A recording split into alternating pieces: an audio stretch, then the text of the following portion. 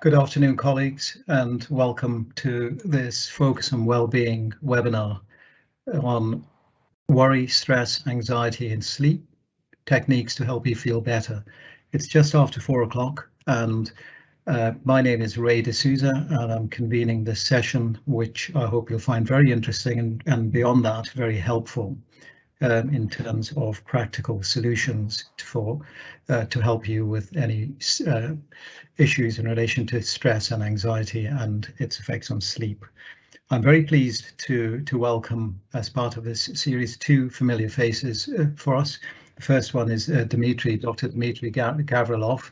Dimitri's been a regular presenter, I'm pleased to say, on this webinar series, presenting on a number of issues to do with sleep, and as always been very well received in terms of the information and advice he's given, and dare I say it, very, very honest responses to the questions that have been posed previously.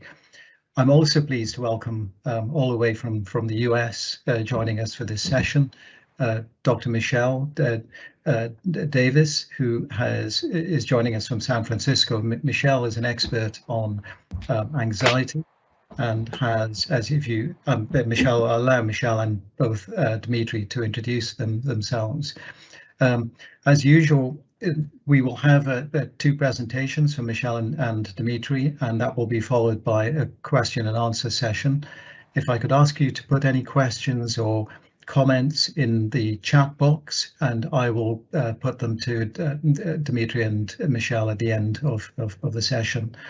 And we'll talk more at the end of the presentations, and I'll tell you a little bit more about the next stage of the Wellbeing program. Thanks very much, and I hope you get a lot out of the session. So Michelle, over to you. All right, so thank you so much for having me. I'm Michelle Davis, and I'll be talking to you a bit today about stress and anxiety.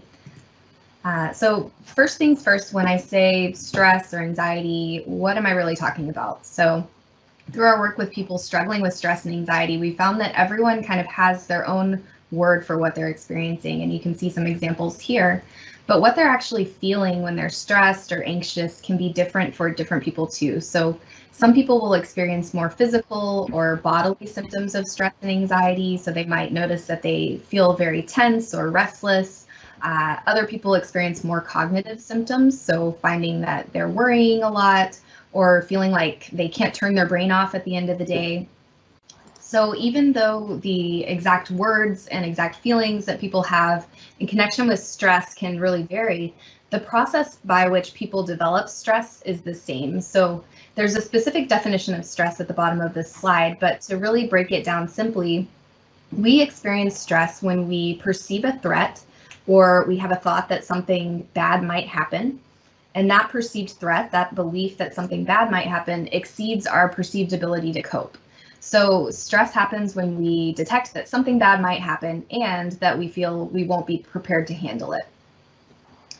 And I won't spend too much time on this, but all stress starts in your brain. So when we detect a threat, an area of the brain called the amygdala sends a signal to the rest of the body to start working. So stress hormones are released and a chain of events in the body is triggered. And these events are really meant to prepare us to handle a threat. But they can feel unpleasant. So you might notice that when you feel stressed, you feel kind of a nervous stomach, or you might feel chest tension. Even though they can feel unpleasant, not all stress is bad. So we need stress. It plays a really important role in helping us to prepare for action and respond to those threats if they are true threats. So the goal then is not to get rid of stress completely, which would be impossible, but rather to master it and to gain control over it. So if some stress is good, too much stress is bad, what is the right amount for kind of optimal human functioning? So this curve can answer that question. So the curved line that you see there depicts human performance in relation to how much stress you're feeling, from low stress on the left to high stress as you move towards the right. So you can see that peak performance is actually when stress is right in the middle. So in other words, when you have a moderate amount of stress, enough to get you energized and focused and alert, If you move to the left, you see performance goes down because your stress is actually too low, you're too laid back. And performance also goes down as you move to the right because your stress is so high that you're feeling overloaded or panicked or exhausted. So the key is really finding your own sweet spot of stress that's enough to get you performing, but not so much that you're overwhelmed. So we've talked about stress. Now, how is anxiety different from stress? So they're overlapping. So if they sound like the same thing to you, that's not surprising. Anxiety is often triggered by stress and includes similar physical effects, but it's more than just stress alone. And it can even happen without a stressful event for people who are experiencing a lot of anxiety. But it's really a persistent pattern of symptoms that occurs over a longer time frame that really forms this vicious cycle that maintains the anxiety or keeps it going. So I want to give you an example that's maybe not relatable because not a lot of people are doing a ton of public speaking, but it's relatable in so much that public speaking is the most common fear. So most of us have a fear of public speaking.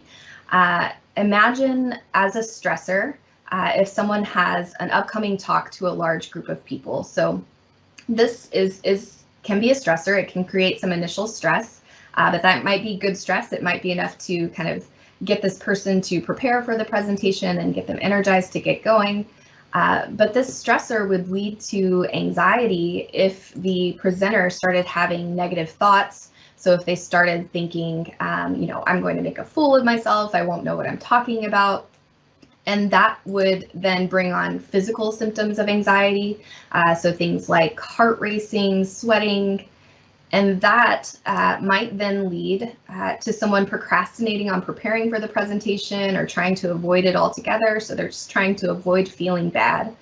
Of course, when someone doesn't properly prepare or they avoid the presentation altogether, they don't get to see that it might go just fine.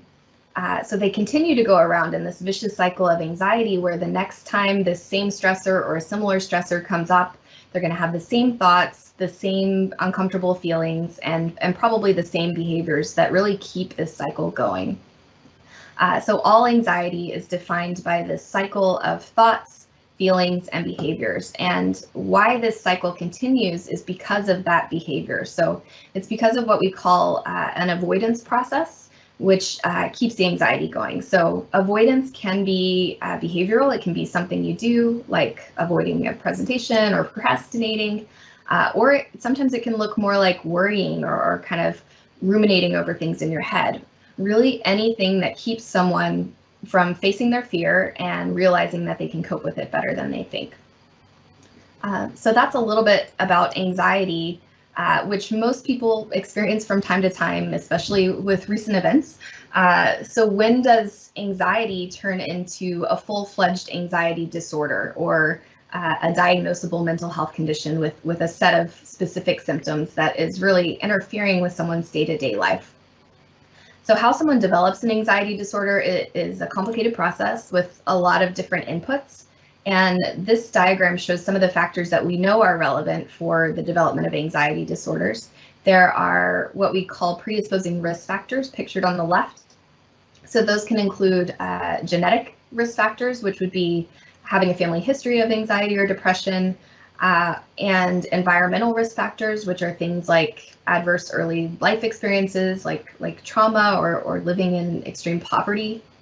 Now, having one or both of those risk factors doesn't definitely mean someone will go on to develop an anxiety disorder, but it does increase the likelihood. But what we know leads more immediately to the development of an anxiety disorder is kind of similar to that stress equation that I showed you earlier. It's really the balance between the amount of stressors in someone's life and the amount of protective factors. So stressors could include things like chronic health issues, work difficulties, financial difficulties, major life changes. And protective factors are things like social support, coping skills, which include skills learned in evidence-based therapies for anxiety, which we'll talk about today. But all that to say that the path for any individual to develop an anxiety disorder is complex. There's a lot we still don't know, but what we do know is that these pathways are not set in stone. So There are people who load high on all of the risk factors that never develop anxiety, and there are people with no obvious risk factors that do go on to develop an anxiety disorder. But what we know for sure is that increasing those protective factors and reducing stressors are both really powerful ways of reducing anxiety. So I've described the problem. Now I want to talk a bit about the solution. So doctors and healthcare providers come to an agreement on what the best treatments are for a given condition by reviewing what's been shown to be the most safe and effective in research studies. And these are then written up into treatment guidelines, which guide providers in deciding what to do if a person comes in with a specific condition. So for anxiety disorders, treatment guidelines recommend either a certain set of medications or a specific type of psychotherapy. The medications that are recommended are typically SSRIs, or a class of drugs more commonly known as antidepressants. And often people think of these as only being used for depression, but they can also be helpful for anxiety disorders, though they do come with some side effects. And the recommended psychotherapy for anxiety is cognitive behavioral therapy, or CBT, which is really the gold standard treatment for anxiety, and the option that I'll be talking more about today. So I mentioned that anxiety is the cycle of thoughts, feelings, and behaviors, and the way to tackle anxiety isn't always intuitive. So because unhelpful thoughts and behaviors can often keep anxiety going, CBT involves learning techniques to really start to identify and then change those thinking and behavior patterns that are keeping people stuck in this anxiety feedback loop, or this vicious cycle. Whether that's learning how to respond differently to anxiety, or how to think differently about anxiety.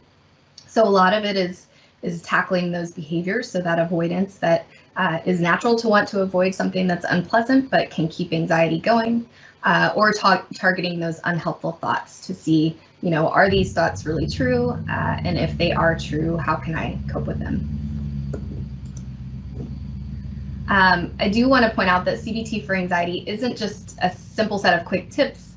It really is an in-depth treatment that includes a range of techniques, such as those listed here, with tools to target unhelpful thoughts, or cognitive techniques, and tools to target unhelpful behaviors, or behavioral techniques.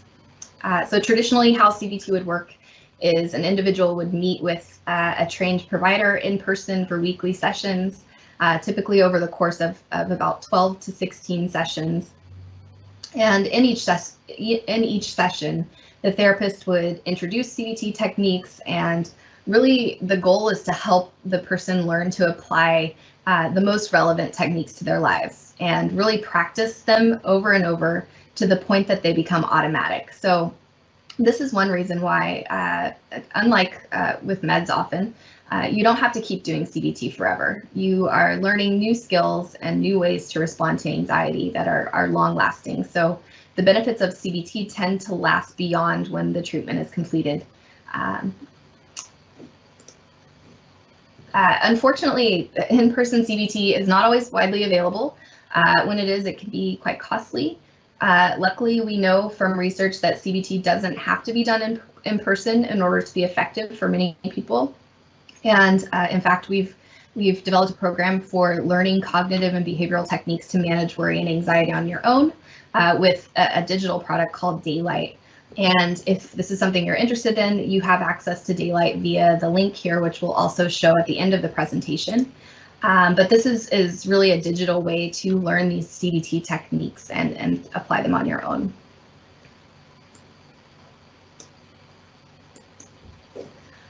Okay, so I want to wrap up today by teaching you about a technique that can be really powerful and that can help if you find that you're doing a lot of worrying. So this is a cognitive technique. So it's focused on managing your thoughts, and it's called worry scheduling. So many people experience their worries as uncontrollable. So that feeling of, I mentioned earlier, not being able to turn your brain off, or feel like your brain keeps running over and over, not being able to focus on what's going on around you because you really just can't get out of your head. or not feeling present in the activities that you're doing because you're stuck in your head. Worry scheduling is really intended to counteract that uncontrollability that people often feel with worry. So this is actually a technique that we have in the Daylight program. There it's called Worry Time, and I will show you a quick clip of the video before the exercise itself, just to give you a little bit more information about Daylight. The program introduces the techniques, so it will tell you kind of the science behind how they work and an explanation for how they work, then walk you through the exercise itself. So this is Worry Time in Daylight. If you've been doing a lot of worrying lately, you're probably sick of it, but it can feel impossible to stop cycling through those same thoughts over and over again. Worry Time is a technique that can help you take back control, so worrying doesn't take over your mind. It's quick and effective. You'll pick a regular time and place, and only that time and place, to let yourself worry. It's kind of like how when you eat dinner at the same time each day, your body learns to get hungry at that specific time. And outside of your scheduled worry time, you can give your mind a much needed break from all the constant low-level stress of worrying, which, I don't have to tell you, can be exhausting. Okay, so that is how the technique is introduced in Daylight. But just to walk you through how it works, this is something that you can give a try today. This technique really takes advantage of the fact that our brains associate certain things in our environment with certain activities. So an example of that is if you eat dinner in front of your TV every night, you might start to notice yourself getting hungry if you sit down in front of your TV at other times outside of dinner. So your brain has formed an association between the TV and hunger. So for this technique, you can use this phenomenon to your advantage, and this is what's called stimulus control, by training your brain to associate a certain time and a certain place or location with worrying. So what you do for this technique is first schedule a specific time and place to worry each day. So you'll want this to be very specific. So you might say 5 p.m. in a quiet corner of the basement. You don't want to pick a fun place that you wouldn't want to associate with worry. If you can avoid it, try not to pick the bedroom. I know that's not feasible for everyone, so some people live in a smaller space, and if that's the case, just try not to worry on your bed. So you might take a pillow from the bed and put it somewhere on the floor or in the corner. But you want to pick a specific time and place and schedule worrying for that time. And then outside of that time, you want to practice delaying worry until that specific time. So worries are inevitably going to pop up outside of that time. And when they do, you want to just make a mental note of them or jot them down. And this is, I should point out now, this is a skill that you develop over time. So the first time you try this, you might find, wow, I was really not able to not worry during that time. And that's to be expected. So this is something that if you practice over and over, you get better at delaying worries until worry time. But when worry time comes up, you go to your specific worry location and you really let yourself tackle those worries head on. So you can set a timer or use the Daylight app, and you can either just let yourself think about your worries and kind of note what you're worried about and sit with the feelings, and sometimes that's enough to help them fade away. But you might find with a worry that's stickier or more troublesome that some problem solving can also be helpful. So what's hard about this technique is not just sitting with your worries during worry time, which can be challenging in and of itself, but it can be really difficult at first, as I mentioned, to kind of bring your attention back to the present when you notice worries popping up. So this takes a lot of practice and is expected to be challenging at first. But I remind people to just keep reminding themselves to bring their attention to the present. And even if you have to do that 50 times, you're going to get better at it over time. This might sound overly simple or easy to do, and you're right. Most CBT techniques are not quick fixes. They're really skills that take a lot of practice. And this is something you would practice doing daily. So that is worry scheduling. If you're interested in more CBT, you can check with your medical provider or check out the Daylight app. But that is all I have for today. So I will, at this point, turn it over to Dimitri, who will talk to us a bit about sleep. Hi, everybody. Okay, thanks, Michelle.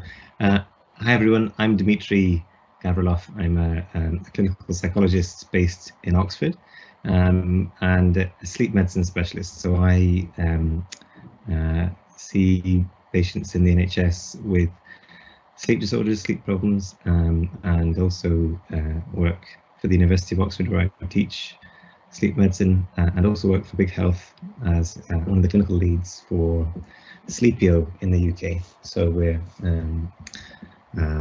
delighted to be here to talk to you about sleep and to talk to you a little bit about Sleepio. Okie doke. So I haven't got access to my slides, so I'm going to do the Chris Whitty thing and do the next slide, please. And Tobin's very kindly going to do the click on. So thanks very much, Tobin. That's me. I've talked about who I am already, so we can probably move through that one.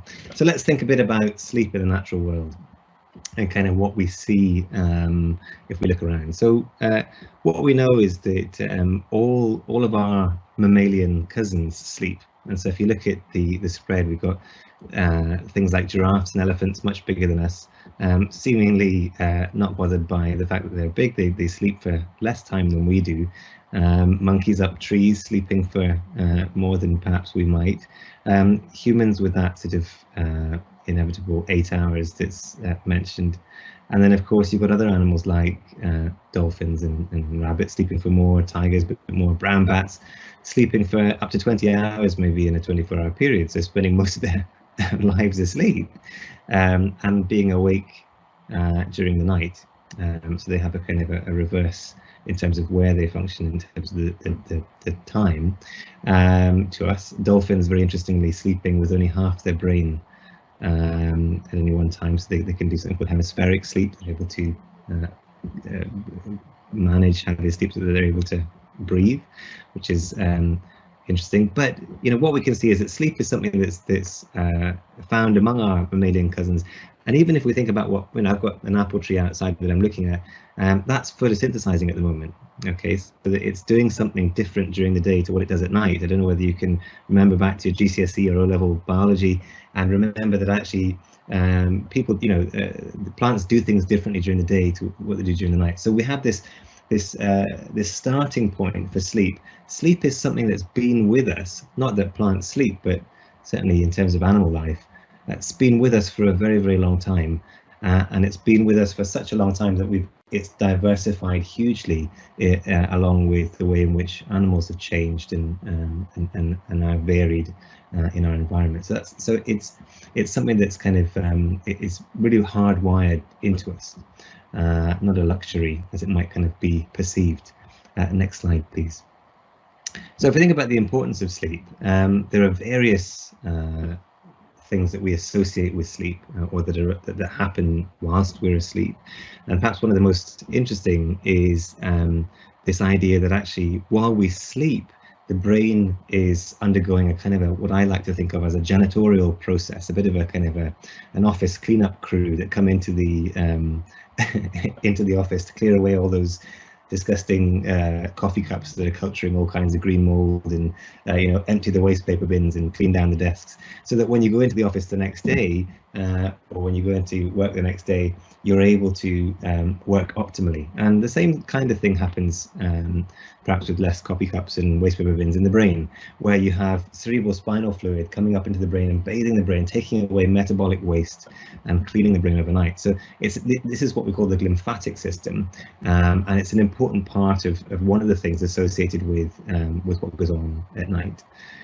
So other things that also happen during sleep, Tobin, if you could go through the next animations, is what we call metabolic and anabolic processes, the building, the repairing, the restoring processes in the body and brain. So this is where the brain does a lot of work to keep itself, as I say, ticking over and to grow, to develop, but also other parts of the body, cells regenerate. We have all kinds of other things that happen in terms of our ability to maintain our bodies and maintain our health. And the next animation, please. And of course, in the next two. So We've got learning, which is really important. Anyone who's ever had a night before an exam and has decided they're going to cram as much information into their brain as possible knows that actually what they'd much prefer to have done is had a good night's sleep and then woken up the next day remembering that information kind of easily the next day. What we know from very elegant experimentation is that if you have someone study lots and then try and recall that after a very poor night's sleep, they do much worse, of course, than someone who happened to study a lot during the day and then get a good night's sleep in order to lay down that memory, to lay down that information, to consolidate that learning. And so this is another thing that happens while we sleep. It's good for memory, good for learning new skills.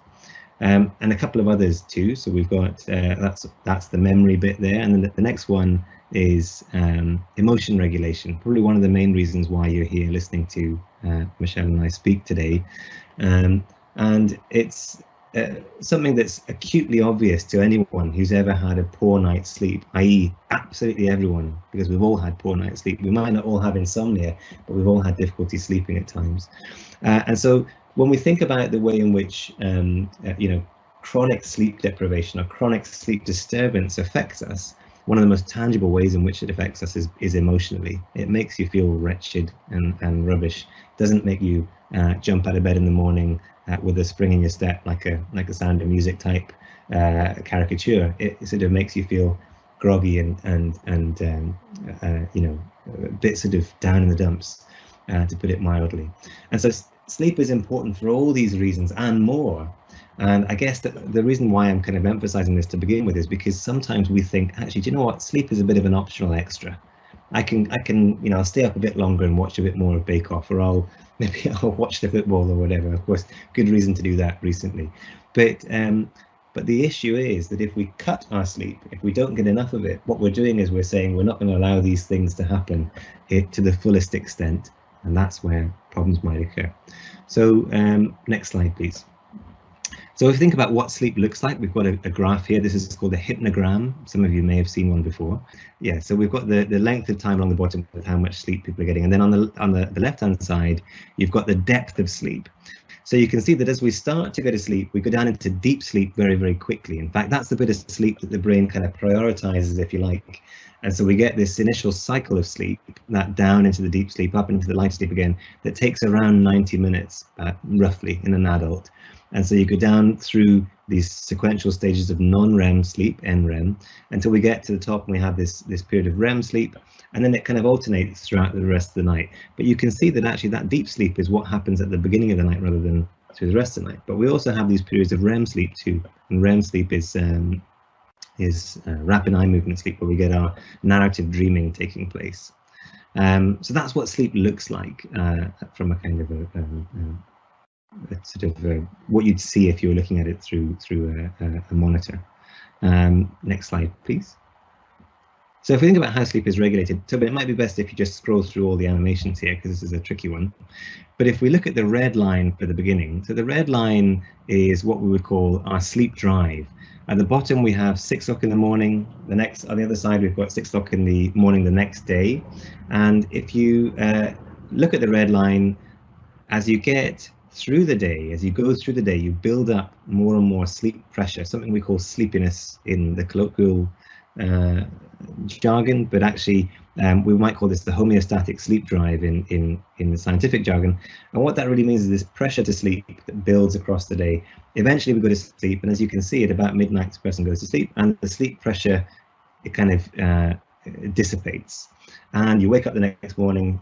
Theory goes that you wake up next morning feeling refreshed, and the sleep pressure has been dealt with over the course of the night, and then you begin to accrue it again. So sleep pressure is the cost that we pay for being awake, basically.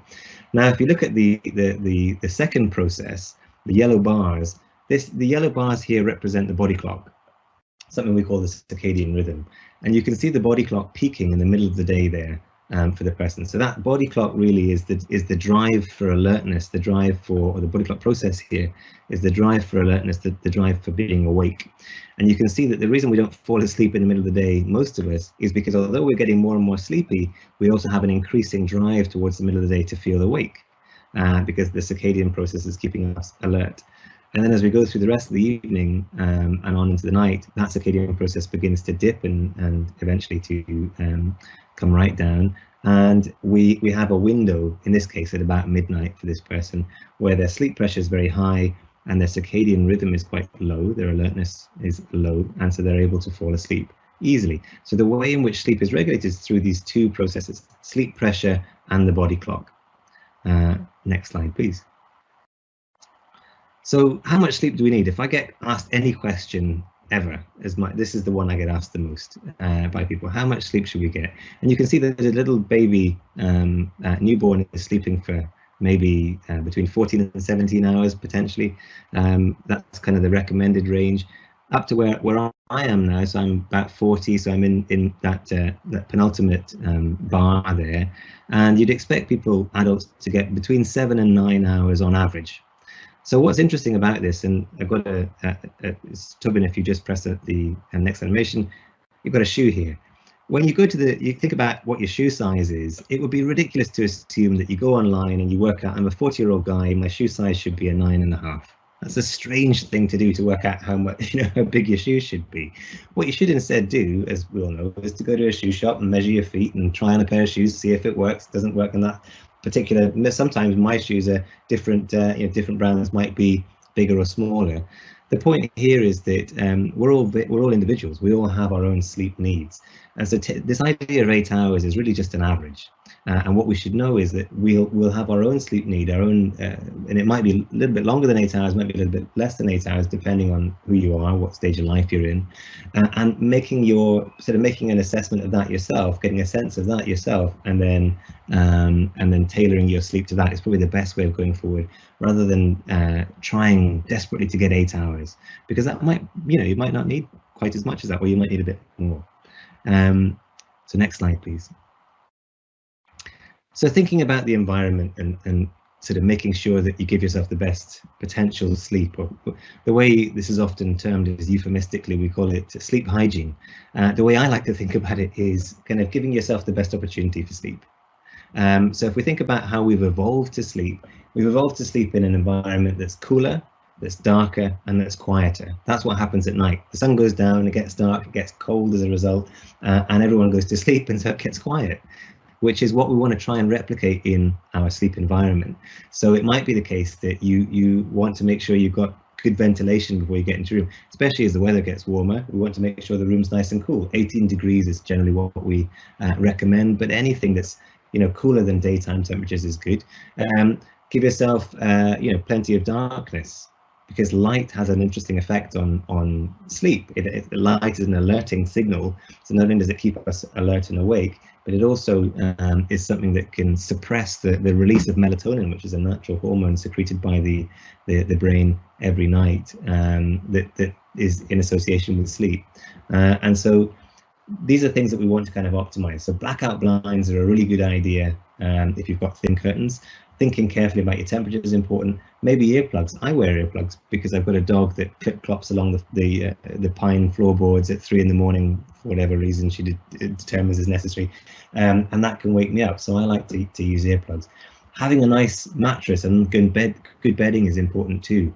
So I often reflect on the fact that you have people who will spend a couple of £1,000 on a telly, right, and who may only spend 100 quid on a mattress. And you think to yourself, well, listen, what are you going to spend more time doing? Watching telly or being in bed, kind of sleeping? Give yourself good bedding. What you can afford is good, but spend money on it, because it's stuff that you're going to be using every day, every night, for a long period. So make sure it's comfortable, make sure it's something you invest in, and keep the bedroom tidy. I'm sure none of your bedrooms look like that. Mine doesn't look like that. But the idea is that, if it's a clutter-free bedroom, it's a bedroom that's pleasant to go in, then the association is with relaxation and with kind of feeling calm, not with piles of papers and stuff, unpaid bills, like work laptop left there, that kind of stuff. These are things that will probably cause us some degree of stress, even if it is quite kind of low-level stress, and that might interfere with sleep. Next slide, please, Tobin. So thinking carefully about what we do around sleep might also include thinking about how we eat and drink. So caffeine is a really interesting molecule. It's a molecule that is able to essentially do away with that sleep pressure. So sleep pressure builds across the day. We know that from the graph. And the molecule caffeine, it blocks the brain's ability to detect that. So what it essentially does is it confuses the brain into thinking that there's no sleep pressure there, which is why you feel a bit stimulated. But in reality, it doesn't deal with the sleepiness. And so after that's been metabolized, you then crash and feel rubbish. So caffeine is not evil. We shouldn't be, it's coffee's. I have a coffee in the morning when I wake up, but it's thinking carefully about the timing of caffeine if you're going to choose to drink caffeine, and being very careful about when you have that, particularly later in the day from midday onwards. I would say is something you might want to avoid if you have trouble sleeping. Caffeine has a half-life of between 3 and 7 hours, which means it reduces by half in your bloodstream over the course of between 3 and 7 hours, depending on who you are. And so if you have a big cup of coffee at 3 in the afternoon, it may be that half that cup of coffee is still swilling around your system at 9 o'clock at night. So you've got to be careful. Alcohol is interesting because, the great British public do enjoy a drink, but going to bed shortly after a lot of alcohol can be something that puts you to sleep very quickly. It's a central nervous system depressant, but it doesn't actually keep you asleep. So it's something that may actually change the way in which your sleep looks in terms of the architecture, that hypnogram that we saw. But it might also mean that you get up to go to the loo because it's a diuretic too. So it might put some pressure on your bladder, that kind of thing, things that can interrupt sleep. Eating big heavy meals before bed again may not be the best idea because you're putting a lot of strain on your digestive system over the course of the night. These are things with which to experiment. They're not, you shouldn't really feel this is me telling you how to live your life. But if you notice that you're struggling to sleep and you kind of want to experiment with these things, just try doing things a bit differently. See whether having caffeine very early in the morning, but not throughout the rest of the day. Maybe not having that glass of wine just before bed, but maybe having it with dinner just a few hours beforehand, having that big meal a little bit earlier on. Let's see whether that helps. Next slide, please, Sabine. So this is probably the most important thing. Whenever I have to go on the radio, it's always a DJ who says something like, so tell us what's the one thing that we can all do to improve our sleep? And you always think to yourself, well, there's not one thing. It's something around which my career is built. There's more than one thing.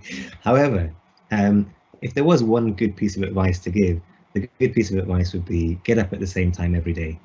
Try and get up at the same time every day, and try and get up at a time that's right for you as an individual, right? So if you notice that you're having to use 3 alarm clocks to get up in the morning every morning, you're probably getting up a bit too early, and maybe that's where you might want to see if there's any flexibility in the schedule to allow you to get up a bit later.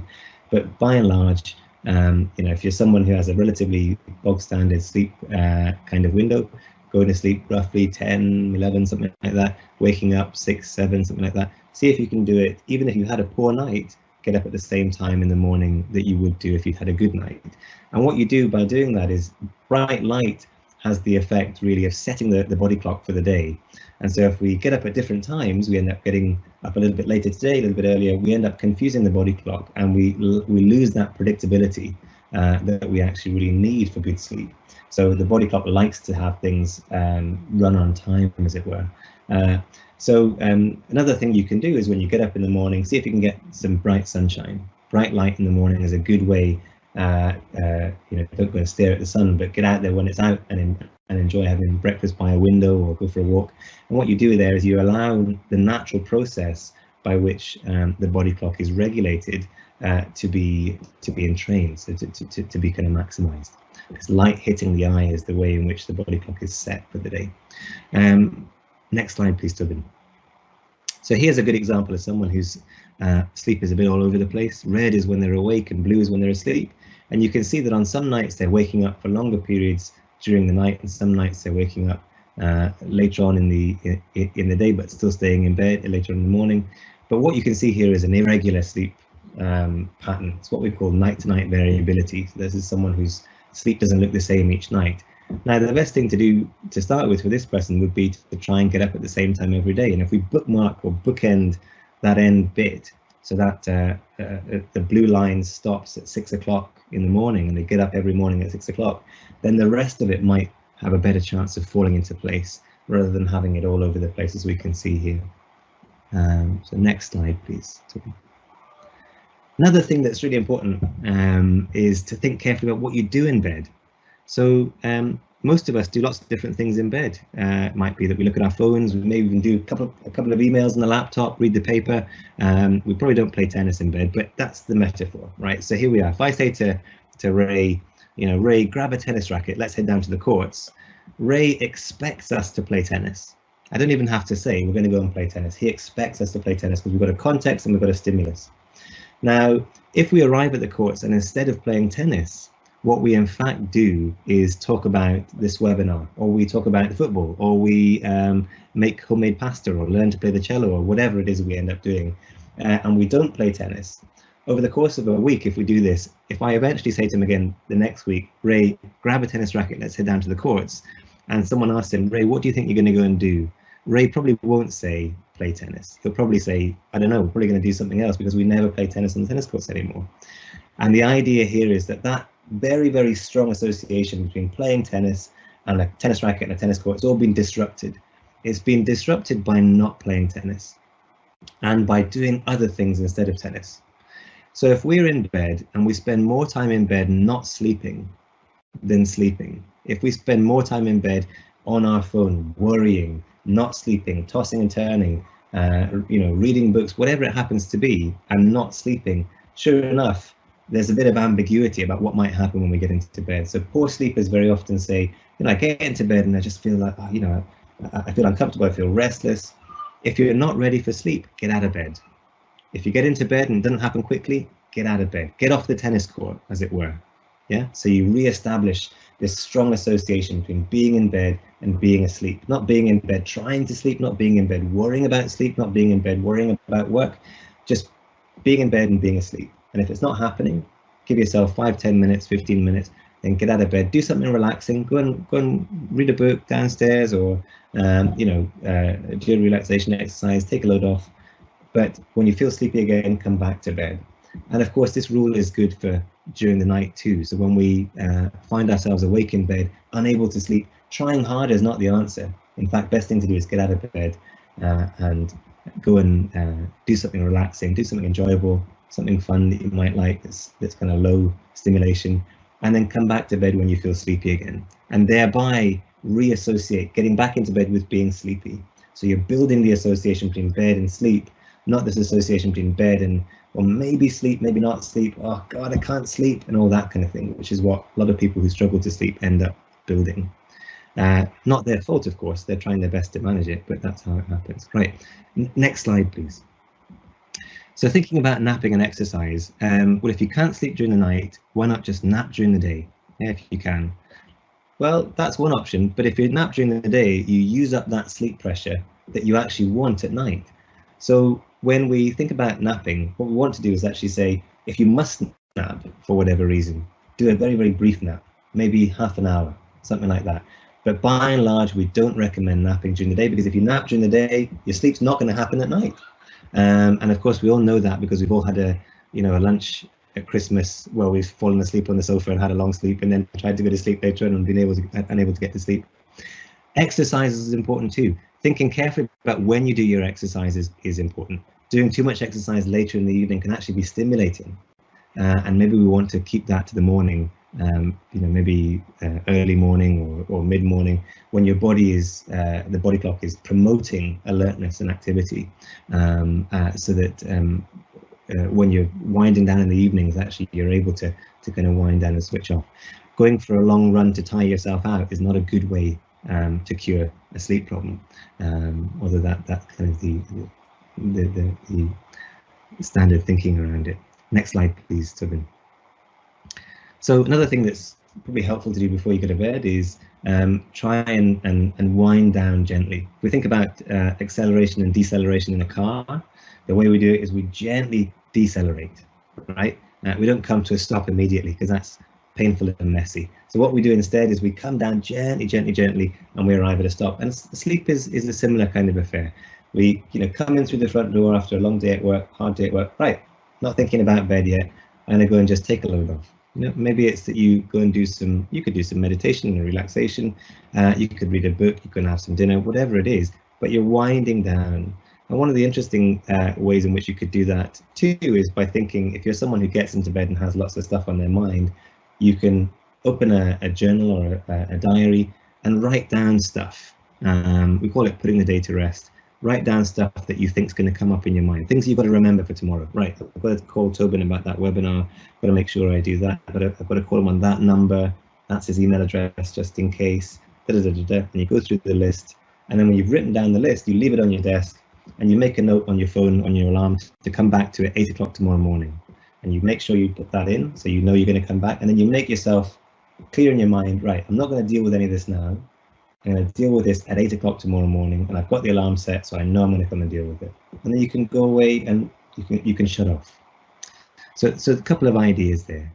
Right, we're moving on. I'm aware that I'm overrunning a bit because I'm a bit waffly, but we're going to talk about Sleepio too. So Sleepio is CBT for insomnia. So Michelle talked about CBT for anxiety. CBT for insomnia is the same therapeutic approach, slightly different in terms of how you do it, but it's based on the same broad principles. Sleepio is a fully automated digital program that is CBT for insomnia, delivered through the program, through the internet.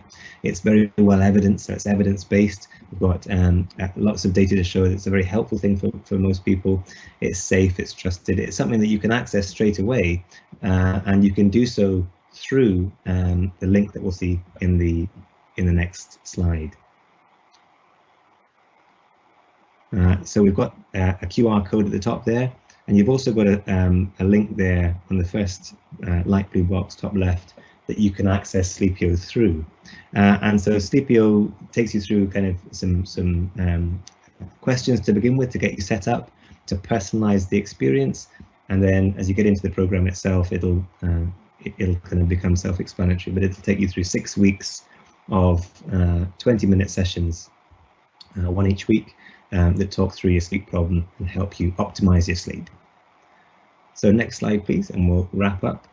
So this is the prof. So he's loosely based on our professor of sleep medicine here at the University of Oxford, Colin Espy, yeah, it's engaging. So it's something that's not it's done in a kind of an engaging graphic style. Next slide, please, Toby. So just a couple of things to kind of recap. Keep sleep regular, regular rise time, regular routine. Get up at the same time every day. Try and keep your routine in terms of when you eat your lunch, when you eat your dinner, at a regular time to help the body clock.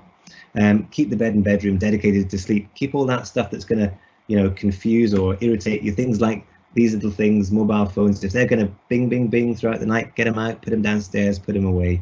Get that work laptop away. Things that will just get in the way and stimulate you rather than calm you down. Maybe develop a wind down routine. Think about something that will help you to feel more calm, more relaxed before bed, and protect sleep from other things too. So, if you have this urge to watch the end of Bake Off or whatever, you're going to lose 45 minutes of your sleep period. Maybe watch it tomorrow morning instead, or whatever. But the idea is think carefully about your sleep and prioritize it. Keeping active during the day is good. Doing so during the early part of the day is the best. And keep sleep for the night time. So don't nap during the day if you can help it, because it's something that's going to affect your nighttime sleep. Keep sleep the same on weekends and weekdays. Remember, that whole distinction between weekdays and weekends is something that we made up. We didn't tell nature that actually this is what we're doing. The body didn't get the memo, and so it will need the same amount of sleep on both types of day. And if you want to, and it'll be helpful, why not try Sleepio, CBT for insomnia, which you can access through the links we've given you. Thanks very much for listening to me. I'm sorry I've overrun a little bit. We'll try and make sure we get as many of these questions done as possible, but hope it's been helpful. Thanks very much, Dimitri, and to you, Michelle. There are a number of questions, and if I could just start by reminding colleagues that the last slide before you, the QR codes were put up. Top tips on both worry and anxiety and sleep are produced with Big Sleep's help, and they're available on the National Wellbeing Hub. But can I start with that? The number, a lot of questions, and I have given people on attending the webinar the commitment, as we normally have, Dimitri and Michelle, with your assistance, and previously when Professor Espy did, and yourself, Dimitri, did such webinars for us, that there are so many questions that we're not going to do them any justice in going into a lot of detail on them, but I intend to scan and get some quick responses from you in a few. But what we will do is put them to you and aggregate them and get some responses back to participants. But can I just start with one of the questions that people are wondering, a number of queries about, is how are there any other therapies apart from CBT? Would psychotherapy, counselling, other forms of medication, how do they compare with CBT for both worry and anxiety and sleep? Shall I come to you first, Michelle, and then briefly Dimitri, if you don't mind? Yes, there are a number of different treatments for worry and anxiety, but I would say that for anxiety disorder, CBT really is considered the gold standard. So if someone is truly struggling with anxiety, something like talk therapy, or which is essentially talking to a therapist about your week or developing some coping skills, can be helpful, but it's really not going to get at the root of anxiety. So it's not going to get at those thoughts and behaviors that are really keeping anxiety going. And we know this from research. So a lot of people aren't aware that psychotherapies are tested just in the same way that medications are. So CBT has been compared with things like talk therapy or other forms of therapy, and it tends to come out on top. So we tend to see that it produces the biggest reductions in anxiety, and that those tend to be longer lasting. When compared with medications, so things like antidepressants, we actually see they're pretty similar in terms of their effect. So someone taking an antidepressant or doing a course of CBT might have a similar reduction in anxiety. The only, I guess, caution I would give there is that sometimes medications can come with a lot of side effects, and it's something that you have to keep taking to see a benefit. So a lot of people, for that reason, will go with CBT, but there are reasons why people might opt into medication, or prescribers might recommend both medication and CBT for certain cases. So hopefully that answers. Dimitri? So I think one of the things that's important about so everything that Michelle's just said stands as well for sleep, for improving sleep with insomnia. One of the things that's important is that with insomnia, the vast majority of people who have a problem with their sleep will go to, let's say in the UK, go to their GP and will ask for help, right? And when they get the kind of response from the GP will do their very best to help, but actually they're limited in terms of what they can offer. So they tend to offer drug treatments because there isn't much else available. They don't want to disappoint their patients. They want to do their best to help people, and so people end up getting offered sleeping pills. A lot of GPs are doing their very best not to offer that as frequently as perhaps they did in the past, because they are aware that that's not the best way to treat it. And if we come to the literature suggests that actually the best way to treat these problems like insomnia, is through CBT. Now, the reason that's the case is because, as Michelle's already said with regard to anxiety, what keeps a problem like insomnia stuck is changes to cognition and changes to behavior, changes to the way we think and feel, and changes to what we do about that and do about our sleep problems. So a good example might be thinking more about our sleep during the day, getting worried about whether or not we're going to sleep, going to bed early, not seeing friends as much in the evening because we think, you know what, I'm just going to get an early night, and so on and so forth. Now, a medication is not going to change that. A medication doesn't change the kinds of things you think, and it doesn't change the kinds of things you do directly. It does so indirectly. But that's the thing. If we want to change that long term, we've actually got to go back to the root and start thinking about how we do that. So CBT is useful because it works on those things that keep the problem stuck.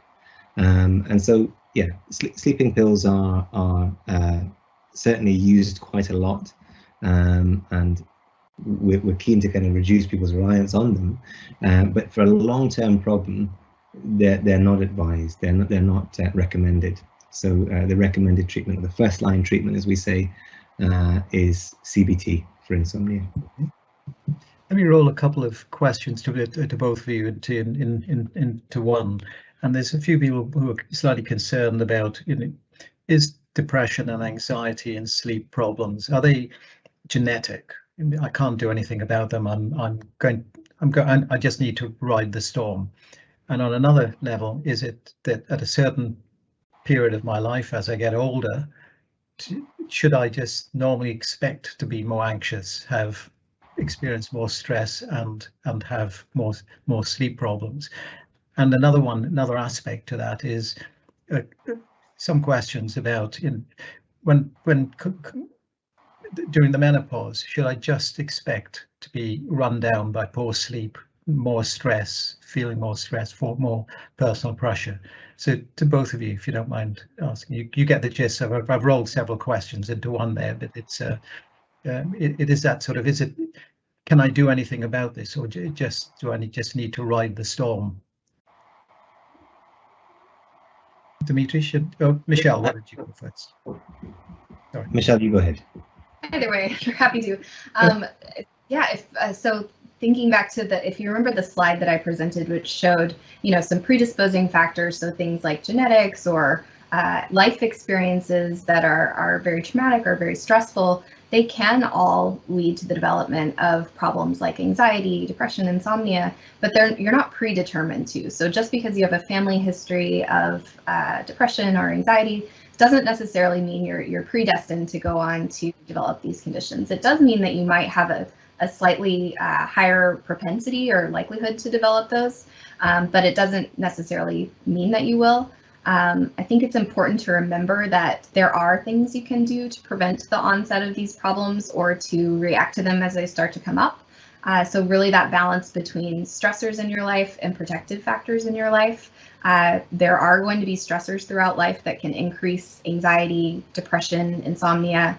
Things like menopause absolutely can lead to an increase in those things, or just life events that you experience. But these protective factors can really serve to kind of buffer that risk. So things like social support, things like coping skills, and really these CBT strategies, you can use them even if you're not experiencing an anxiety disorder or insomnia. You can practice techniques like worry time or some of the sleep techniques that Dimitri recommended to prevent the onset of problems. So that's my 2 cents on it. Would love to hear Dimitri's thoughts. So I absolutely agree with everything Michelle's just said, and just to say, when we talk about the data, the way we test these things, we test them on populations who have all these problems. So we don't just test them on a pure sample of someone who has a single problem with no other problems in that. I mean, who's that for a start? But the reality is we test them on groups of normal people, of normal human beings who have all kinds of different problems, like worry, like low mood, like poor sleep. And so these techniques have been developed with that in mind. They target the problems that people have identified in the context that is normal for which they, normal for their manifestation, if you like, of their presentation. And sleep problems are very common with people who have low mood, people with anxiety. These 3 things go together quite a lot. In terms of the kind of menopause, etc. Yeah, absolutely. Sleep changes as you get older. We know that. We don't sleep like babies when we're 40. And what we see is as you get older and older, your sleep gets it plateaus in adulthood, but you might get a little bit less sleep, and sleep architecture changes as you become older. So you maybe experience more time in shallow sleep or wake up more often. But these are natural things. This is part of what you'd expect. The point at which it becomes problematic for you is the point at which you should think, do you know what, I could do some help here. And that's not, we have an attitude in the UK of kind of just get on with it, just stiff upper lip and don't make a big deal about it. But if you're struggling with something, you seek help. And the reality is that there is help there. I know we're in a tricky spot with the NHS, but we're here to help. And Sleepio and Daylight are here to kind of offer extra help. alongside the NHS. So yeah, just to encourage people. Yeah, then just finally, I'm aware of time, colleagues, and just bear with me for 2 or 3 minutes. We'll try and end definitely by 5 past. Then that's a few questions about the validity and the effectiveness of things like both aids, if I can put them that way, like sleep aids and aids to help with worry and stress, and such as blue light spectacles, such as a range of things. Do you recommend them? I know that with all the caveats associated with that word recommend, what do you think about those? Are they effective? Are they, So it's a great question, and there's a lot out there, right? So lots of things claim to be able to do lots of things, right? The only way we can really recommend anything as clinicians is by basing it on evidence. Mm-hmm. So we are, as we talk about often, we're evidence-based, and so is Sleepio, so is Daylight. But in terms of recommendations, that people will recommend all kinds of stuff. You do a Google search, or Dr. Google will tell you hundreds of different things that may conflict with each other. The reality is, what we come back to again and again is that if you have a problem that is that's kind of a sleep problem that is causing you an issue, causing you difficulties during the day, difficulties at night, then the first line recommended treatment based on the evidence base, based on an appraisal of the entirety of the evidence base, is CBT for insomnia. So start there. That's the best place to start. Things like blue light goggles and melatonin and all this other kind of stuff, this is probably helpful in individual cases where there are individual disorders that warrant that kind of treatment. But actually, those sleep problems are not typically insomnia. So things like using light in a particular way, light boxes, things like that tends to be where there's a problem with the body clock. And that needs a specialist to diagnose it for it to be something that warrants treatment. So throwing all kinds of stuff at it, we all do it when we get worried about things, and we do it because we tend to be kind of desperate for help. So you look at someone who's struggling with something, they'll try anything. They often say, people say that to me, and like, I've tried everything. I think, well, okay, you've tried lots of stuff, and what that says to me is you're thinking, I'm in trouble, I need some help, right? That's what it's telling me. What we then say is, let's come back to the evidence base, let's come back to what we know works from a scientific perspective, and let's start with that. And let's not worry about the other stuff for now. Let's come back. It's not that it's right or wrong, it's that let's start with what we know works. Mm-hmm. I recommend. It's really interesting that a couple of people on the webinar have highlighted that they've used Sleepio and found it very effective, and some time ago, and then hit another wall and use it again. And like one person with experience with stress and has used Daylight. So that's very encouraging that you can go back and use them at different points in time. It's not a one-off, and if you don't try it, it doesn't work. It's actually going back again. Colleagues, I need to wind up the session and want to thank you very much for you. We've had a large number of questions, which I will put to Dimitri and Michelle and get responses back to you. I'll say we'll obviously anonymize them and circulate them to all participants as soon as we can. But this webinar, as I've said in the Q&A box, has been recorded. Once it's been polished up and checked and subtitled, it will be available on the National Wellbeing Hub. Can I thank you for your attendance and for your interest, and I hope you do have the opportunity, if you have in any way finding any problem with stress, worry, anxiety, etc., do try Daylight and Sleepio. They are available on the National Wellbeing Hub, and as part of the Focus on Wellbeing program, the next event will be on the 5th of August, focusing on spaces for listening. So do, if you can, join that webinar. But until the next time we meet, thank you very much and stay safe. Bye-bye. Thanks, everyone. Thank you.